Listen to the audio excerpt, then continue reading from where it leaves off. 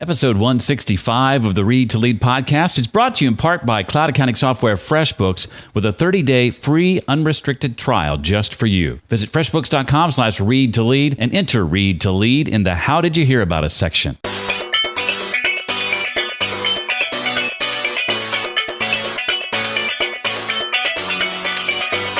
From a personal perspective, I had spent 34 years in some kind of mentally abusive, controlling, manipulative relationship. Welcome to the Read to Lead podcast with Jeff Brown.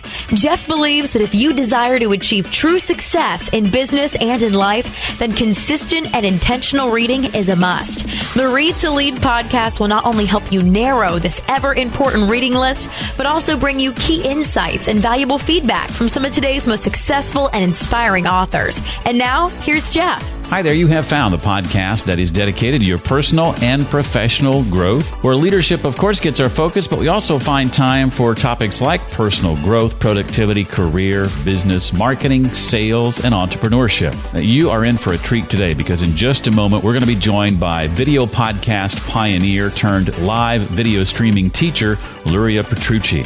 I'll be asking Luria to fill us in on how getting it wrong means you're just one step closer to getting it right, why being true to who you are is key to your long-term personal growth, your simple next step to making live streaming video work for you, and much, much more. And you know, live streaming video is just one example of how the internet is impacting work. The internet has allowed more people like Luria, like myself, to become self-employed professionals, small business owners.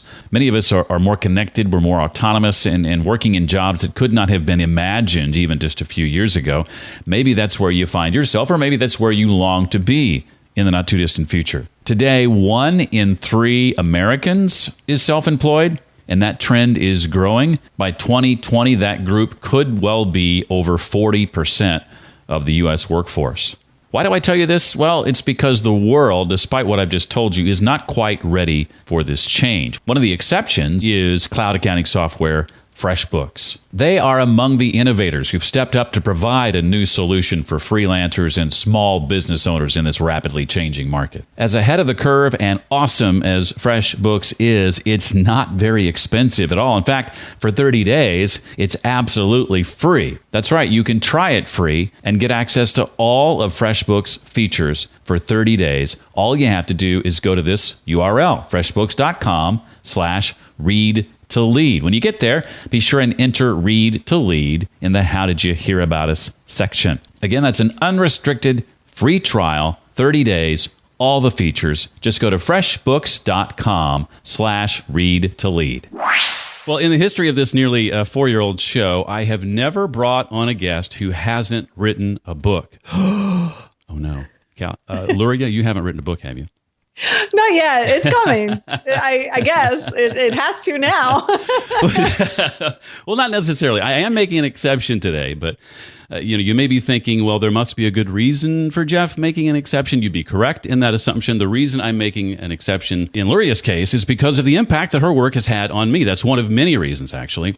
And I'd love to tell you a bit of that story, if I may, if you'll indulge me for just a moment. I began listening to podcasts way back in 2007. And one of the first I ever heard, and in this case watched, was a show called, and I hope I'm going to get the iteration right, geekbrief.tv, I think was first. Yes, that's correct. Hosted by Luria, who went by a different name at that time. We'll talk a little bit about that later. In fact, I almost slipped up and called her by that name just a moment ago. I heard you out of the cut. I cut it off there. But, well, I was working for a traditional media company at the time, and seeing Luria do her thing with no fancy studios. She wasn't represented by some network or other media company, no broadcast towers. That was totally eye-opening. We take it for granted today. Everybody and their brother has a platform or a personal brand they're trying to build. But in 2007, at least to me, this idea that everybody is the media and the media is everybody hadn't yet permeated the landscape, right? And so it was the first time I ever remember, Luria, thinking anything like, maybe that could be me one day. Maybe I could do my own thing, or maybe I could give myself permission instead of waiting to always receive permission. So fast forward 6 years to 2013, Read to Lead is launched. So if you have any affinity for this show, and I can only assume you do since you're here, then at least one person you need to thank is Luria. So I'll go first. Aw. Thank you for the impact you've had on me way back in ways I could only realize years later. Jeff, you were awesome. Thank you for that. I didn't do anything, but I'll take it. No, the reason that I started, it was really just because I was interested in exactly that same thing. The fact that the big boys didn't have all the say and the power anymore. And I didn't really have anything to say myself. I didn't think at the time, at least. And, turns out I did. And, it kind of grew from there. But I was just like, this is cool. So to give you a little bit more insight into what Luria does today, she helps you, and I'm hoping here in the near future, helping me create professional live streams that put you a notch above what everybody else is doing and helps set your brand apart. And very much how I like to view the coaching and mentoring that I do in the podcast space, as a matter of fact. And over 11 years, Luria has created 3,500 videos, 1 billion views. She's been asked to share her expertise on shows like CNN and Fox and NBC, MSNBC, all the BBCs, the NBCs. I get them all mixed up. All the letters. All the letters. She's worked with top brands. You've heard them: AT&T, Samsung, Bausch & Lomb. And at livestreamingpros.com, she and David have helped Orange County Choppers and GoDaddy start and grow their live streaming shows and can help you take your business to the next level. So let's talk about the very beginning. Let's go back again to 10 or so years because today so many people still, I think, Luria, struggle with getting past the fear and doubt about their own abilities when it comes to this stuff, even though there are hundreds of examples of others all around them doing what they want to do. And so I'm fascinated to understand what gave you the courage to step out at a time when it seems like there was almost nobody doing what you were doing. I mean, you were a bit of a trailblazer, weren't you? Yeah, looking back on it. It didn't seem like that at the time. Eh? No, of course not. At the time, I really... Like I said, I just thought it was cool. And I didn't know any better, to be honest. Like, I was just like, I was geeking out on the technology is really what it was. And as soon as I realized that it had some legs, which was pretty immediate, as in like very immediate. Like I launched my first show December 23rd, 2005. And, very immediately within that first week, I had like 2,000 subscribers and I was getting shut down from my hosting provider because back then you had to actually pay for bandwidth. And as soon as I realized that, I was like, oh, well, I don't do anything without going in like over 100%. So if I'm going to do it, I'm going to do it to the fullest of my ability and past that, and try and figure out what I don't know. So I just decided at that point, well, this is a business and let's do this. So, well, what do you attribute that sort of meteoric rise to? You mentioned that things took off really, really quickly. I believe you were even getting sponsorship interest a few months in and that sort of thing. What do you attribute some of that to? Honestly, I can't attribute any of it to me. All it was the fact that I was early. No one else was doing it. And I feel very much, I know this is going to jump the gun a little bit, but I feel very much right now in the live streaming space that is very mirrored of what happened back in 2005 for me and some of the others, over between 2005 and 2007. So, I was the first one out of the gate. I was early. And not only was I early, but I was pushing boundaries. Like you said, I was doing the higher quality stuff and I wasn't having the investment or the studios that the big boys had. And so, my experience is the more you push quality and the more you do things that nobody else is doing or that very few people are doing, especially in your industry, it makes a massive difference in the success. And we are in the same exact situation right here and now with live video. So it's pretty incredible to watch. Oh, that's great. I would be curious to know sort of what you were feeling at that time, if you can recall. psychologically, maybe even emotionally, as sort of your star began to rise, if you will? You kind of became a overnight sensation, it seemed. And so what was that like for you, those early opportunities that came along, the relationships that you built, the community that you were able to build as a result of that? First and foremost, it was scary as hell. I didn't know what was going on. I remember the first time I did a video and I called my mom crying because I thought I was so terrible at it. Nobody else thought so, apparently. So let that be a lesson to us all. We really do not view ourselves like other people do. So, it was a very scary time because I was stepping outside of my comfort zone. I was extremely shy. Nobody believes me when I say that now, but I was. That was very much outside of my comfort zone.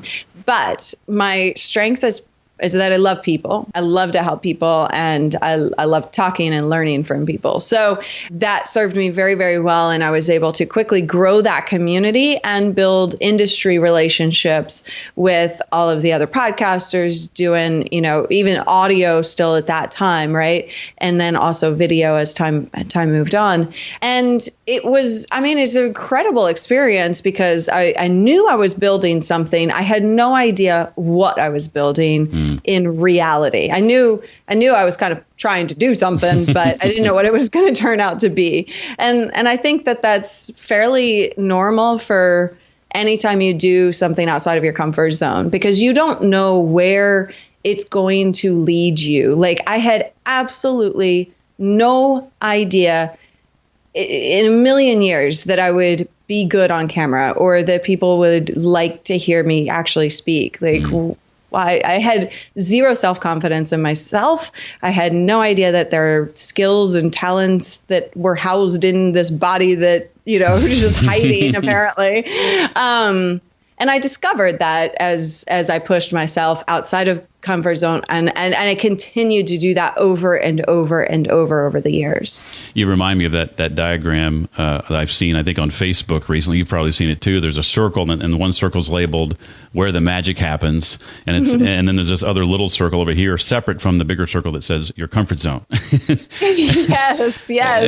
I'm a proponent of just life isn't worth living if you're not constantly pushing yourself outside your comfort zone. I think that's great that you did that. And, in terms of like the building of the relationships and stuff, like one of the most important relationships I built early on was Leo Laporte, and your audience, we may not know that name here, but tech godfather. Yeah, good word for it. Yeah. Yeah. He's been a very, important staple in the tech community over the years. And the way I built that relationship was by stepping outside my comfort zone. I wanted him to know who I was, just because I knew that would take my business to the next level. And so I called in his radio station, and I can't explain how nervous I was, but I did not want to do it. I was trying to talk myself out of it, but I called anyway, and I just bit the bullet. And on air, on his radio station, he was like, I'm going to use my old name here because that's what I was going by. But he was like, Callie Lewis, I know you. I'm like, wait, what?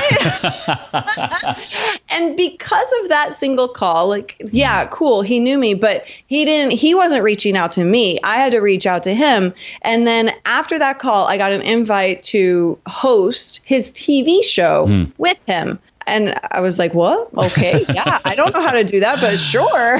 Wow. And so that's just one example of like how important it is to step outside of your comfort zone, because you just don't know what's going to happen. Well, you mentioned the name that you used to go by. I'm somewhat familiar with this, and maybe did it for different reasons than you. I don't know. We'll find out in a moment. But coming from traditional radio, I've worked with a lot of people who change part of their name or all of their name for one reason or another. If you're willing to share, I'd be curious to know why you chose to go by another name, and then sort of how that evolved over time. Yeah, honestly, my ex-husband, now husband at the time, when we started that, he was like, people aren't going to, we need to choose a different name. Like, people aren't going to be able to pronounce your name. And it's like Arnold Schwarzenegger. We can't. Well, yeah, nobody knows how to pronounce my name. Let's be honest. I probably wouldn't have thought of it myself, but he was like, "Oh, let's go by a different name." And then it sort of over the years kind of crafted into a personality. It was all fine at first, like it was just a name, but then I was kind of pressured by several people around me to be very, very Cali-ish, which meant always happy all the time, no matter what, no alcohol, goody two shoes, which I was when I was a kid. So it was easy for me to do that, and I'm not like a troublemaker by any means, just personally, but there were some stipulations around that name, and he kept kind of pushing those stipulations, and especially over the years, it just became very burdensome. Somebody you didn't feel comfortable being, right? It wasn't you. Right. I had to protect myself at all times in order to create or to keep this image. If I went to a social gathering, a podcaster meetup or whatever, like I couldn't be seen with wine in my hands. I drink wine. I'm Italian. I've been drinking wine since I was a kid. So let's be real here. So it just became just kept going and kept getting more and more and more burdensome. And let's, realize I was early 20s. I think I was 24 when I started, if I have the math correct. And so early 20s, I still was very, very young in maturity, and I couldn't grow. So I couldn't be who I was going to become. And we all know everybody grows over time and they change. I just found, and this only happened a couple of years ago, where I was fed up with it so much so that I just left that name behind. It was in the middle of a partnership split in terms of the business. I was like, you know what? I'm just going to be me. I'm just going to shed that. It's going to hurt me. I don't care. I have to let it go, because I kept trying to grow even with the name. And it was just a bubble. It was just this protection bubble. That's the only way I could describe it. And what I learned later in my radio career, the last 13 or so years I spent with the same company up until about 2013. And it was all about authenticity. You were encouraged to just be who you were, warts and all. And lo and behold, we discovered that, guess what? When you do that, people are drawn to you because of that authenticity. It's amazing how much people can actually tell past that veil that you try and put on. We all do. Totally.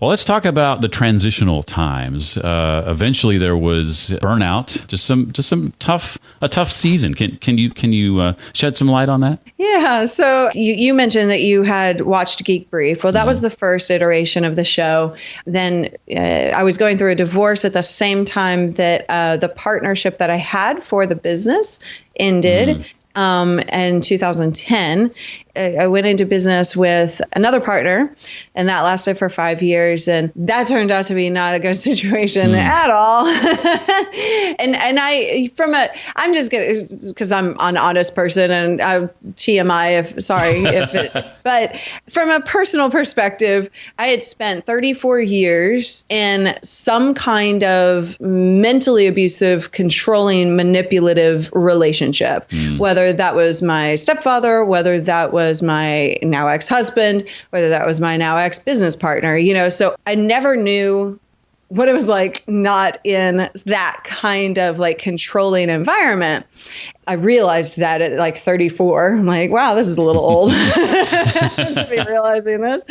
But I had met a friend, his name is David Foster, and he's now my boyfriend. But like he just kind of like opened my eyes, because he just fully accepted me for me. And I was like, oh, this is what that looks like. Cool.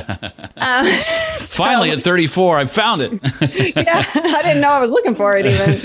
But I did know I was unhappy. A whole whole world had kind of opened up to me, and I, tried to keep the business going, and there was so much money being spent, way, way, way too much, grew way too quickly, too many employees, you've heard this story before, right? Right. And it was just bleeding so much that there was no recovering from it. Tried. It wasn't happening. And then finally I just was like, okay, everybody's going down if I don't get out now. Like everybody. And in this case, I can at least save some people. And so I had to break away from that business. So then there were this had happened kind of a couple of times, the transition. And I, at the same time, was kind of burnt out from talking tech, because that's what I'd done for 10 years. And I wanted to teach. I was becoming aware of this whole market of education-based content that I had no idea was even a thing. And I was like, yes, I love helping. I want to do that. I have so much knowledge in this head from 11 years of experience now, that I wanted to kind of pour that out. So that's kind of how I transitioned and what I chose to do. And it really was starting over because the audience was different. My name was different. I lost a whole lot of people. They were like, where'd you go? What happened to Callie? Yeah. So, but I am so glad, even with all of that, I'm so glad I did it, because I grew as a person and I grew as an entrepreneur. I've learned so much over the last couple of years about just trusting my own instincts. And I think one lesson you took away from that is that it's okay to get it wrong sometimes, right? Yeah, I've gotten it wrong a lot. Well, I hear you. I mean, this isn't exactly the same thing, but I was telling somebody the other day, they saw me as this kind of super successful, award-winning radio guy who's now got this successful podcast. And I said, do you realize that with one exception, I was fired from every radio job I've ever had? And they're like, no way. Yeah, I mean, that's kind of the nature of the business. I got it wrong so many times. When I first got into radio at 21, I thought it was God's gift to radio.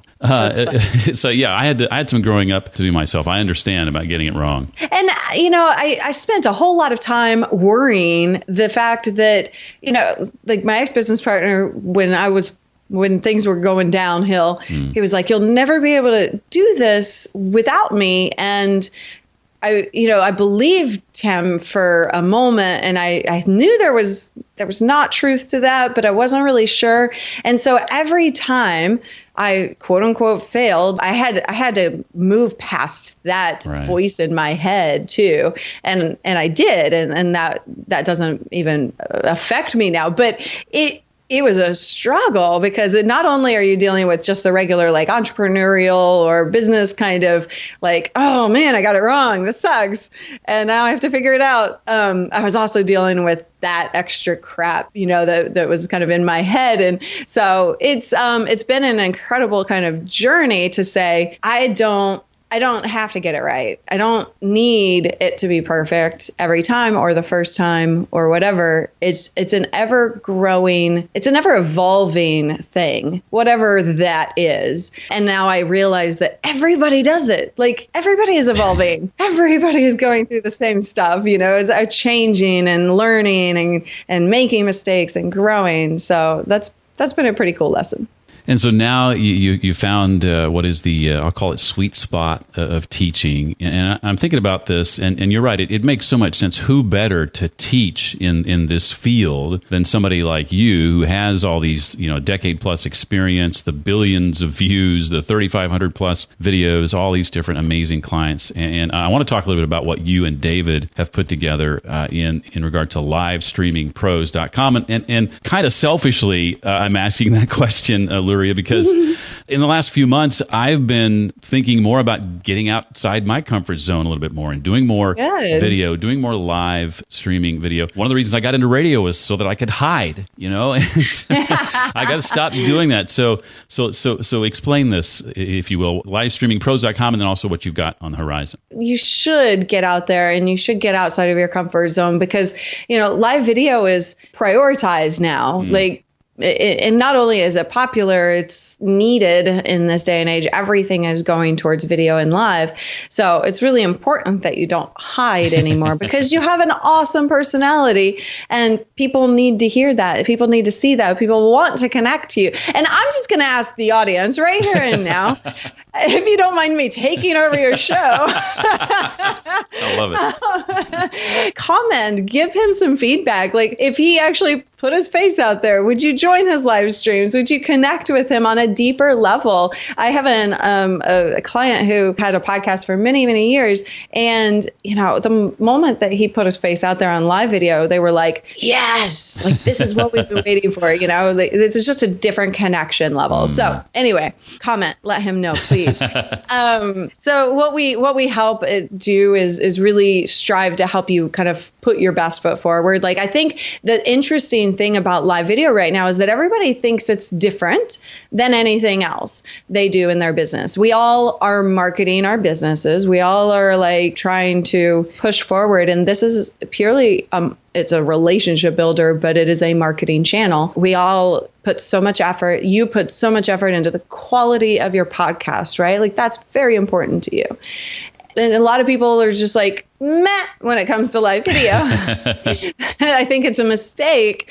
And I'll just be 100% honest here again. When I went through that transitional period, I also was like, meh, when it came to my production and when it came to the content I was putting out. I was just burnt out. So I was like, I just need to take a break. But I didn't take a proper break. I just kept going and not putting out quality video, and it hurt me in a big way. I want people to understand that when it comes to live video, it's really not different than any other marketing you do or any other thing that you're doing in your business or life. You're putting your best foot forward, and that's going to make a huge difference. I completely agree. We've got one chance really to make that first impression, and I'm a big believer that anything worth doing is worth doing well.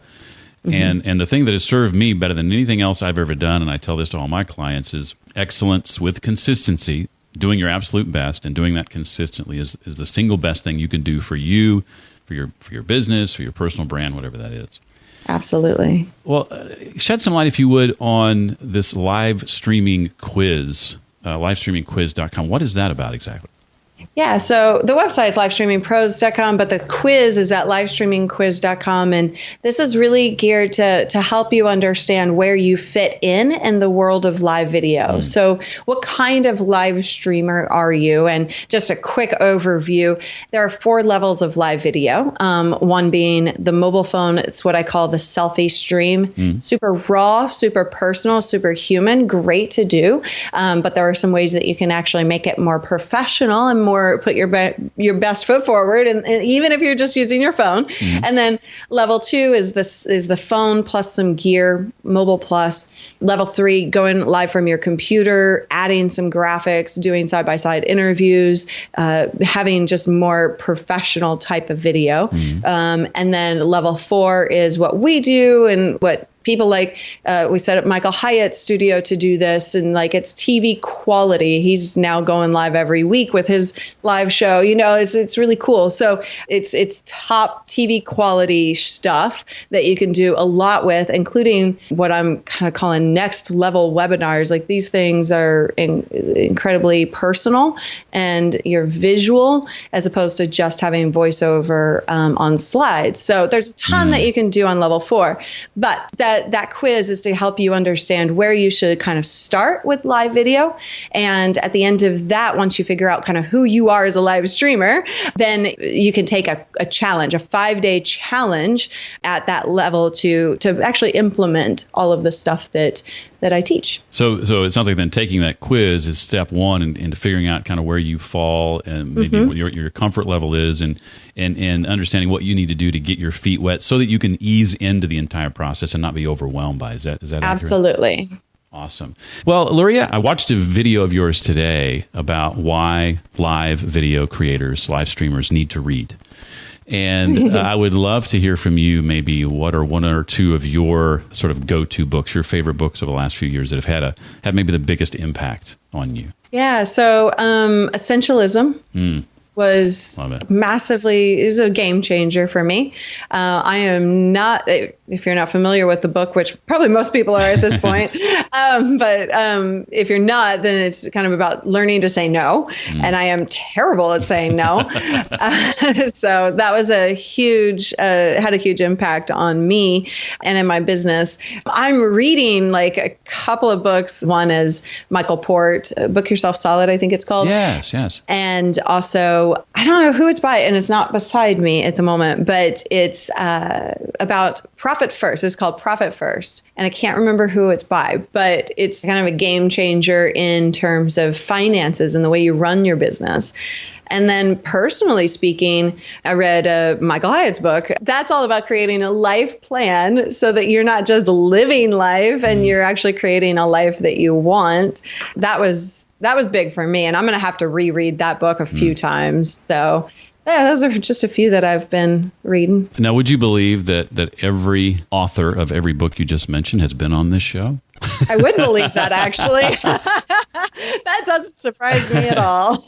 Well, this has been a real treat, Luria. From that first time I got that 5th gen video iPod from my wife on our anniversary and turned it on and started looking for podcasts, and there was this geekbrief.tv, and now here we are talking on my own show. Who would have thunk that cool. 10 years later we'd be doing this? Well, thank you for making an exception for me. I feel like awkward, but awesome.